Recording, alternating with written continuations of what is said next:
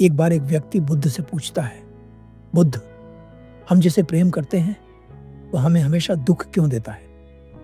बुद्ध उत्तर देते हैं, अगर तुम सुखी हो तो अपने आप को कारण समझना, और अगर तुम दुखी हो तो भी अपने आप को ही कारण समझना, क्योंकि अगर अपने आप से बाहर कहीं कारण खोजोगे तो धोखे में फंस जाओगे।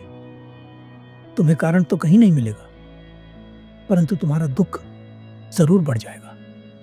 जिस व्यक्ति ने सभी कारणों को अपने भीतर देख लिया है वही इस जीवन को पूरी पूर्णता के साथ जी सकता है, क्योंकि अब यह उसके हाथ की बात है कि वह दुखी होना चाहता है या सुखी।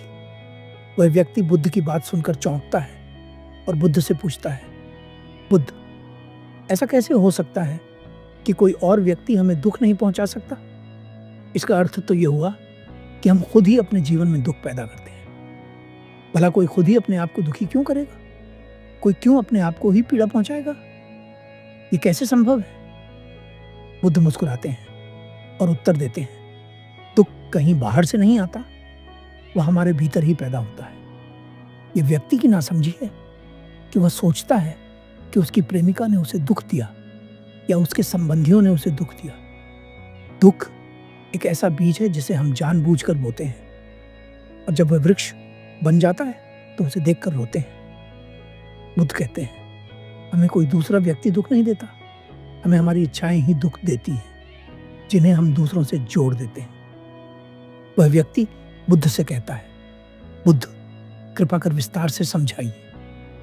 बुद्ध कहते हैं, हमारी गलत आकांक्षाएं ही हमारे दुखों का कारण है, जो हमारे भीतर पैदा होती हैं, जिन्हें हम खुद पैदा करते हैं।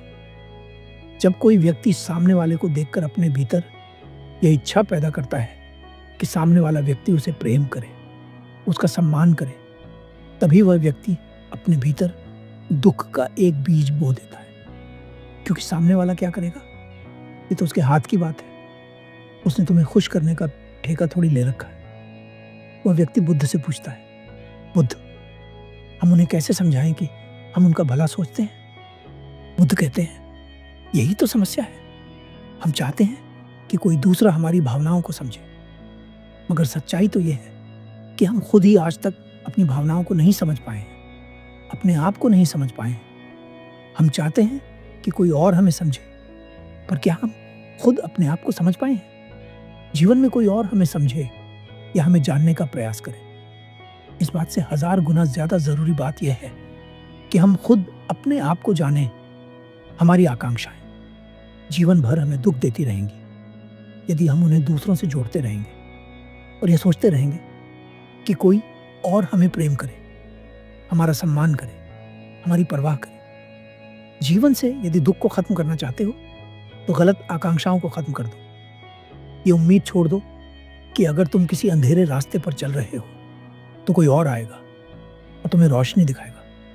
यदि कोई आता है तो उसका सम्मान करो, परंतु किसी के इंतजार में बैठे मत रहो, अपने मार्ग पर आगे बढ़ते रहो। वह व्यक्ति बुद्ध से पूछता है, बुद्ध, इसका मतलब हमारी सभी आकांक्षाएं हमारे दुखों का कारण है? बुद्ध कहते हैं, नहीं, सभी आकांक्षाएं गलत नहीं होती। यदि तुम खुद से कोई आकांक्षा रखते हो और तुम उसके काबिल हो तो यह आकांक्षा सही है। यह आकांक्षा तुम्हारे जीवन को बेहतर बनाएगी।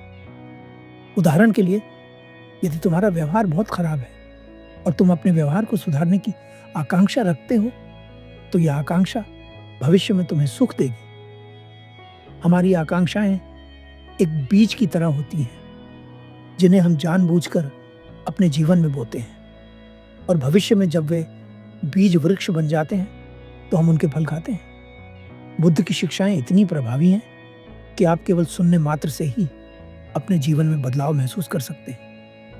गौतम बुद्ध ने ऐसे बहुत सारे सूत्र दिए हैं जिनकी गहराई को अगर समझ लिया जाए तो जीवन को जीने का नजरिया बिल्कुल बदला जा सकता है। इन वीडियोस को बनाने के पीछे मेरा उद्देश्य यही है कि आप इस जीवन को एक अलग नजरिया से देख सकें।